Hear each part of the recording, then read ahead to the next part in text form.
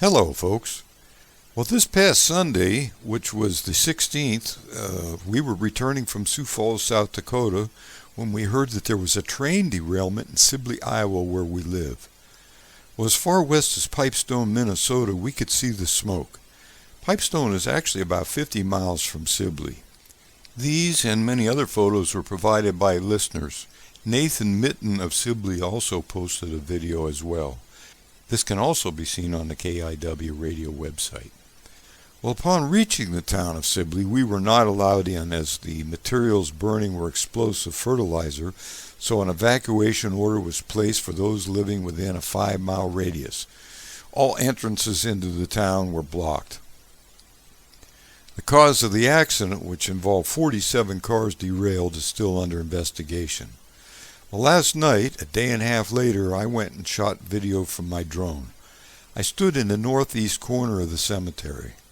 The local news station in Sheldon, Iowa has posted my drone video on its website at kiwaradio.com of the fire still burning.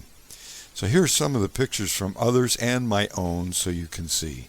Nobody was hurt, luckily, and for that we can be grateful.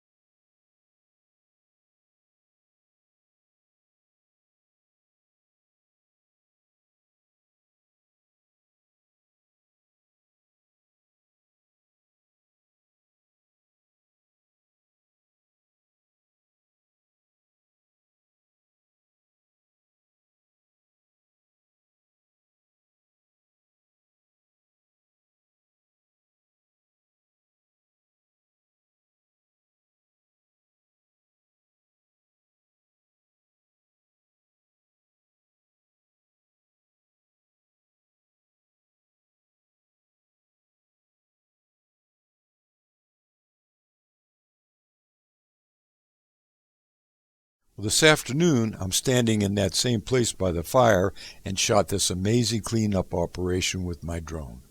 You know, these folks are really getting her done.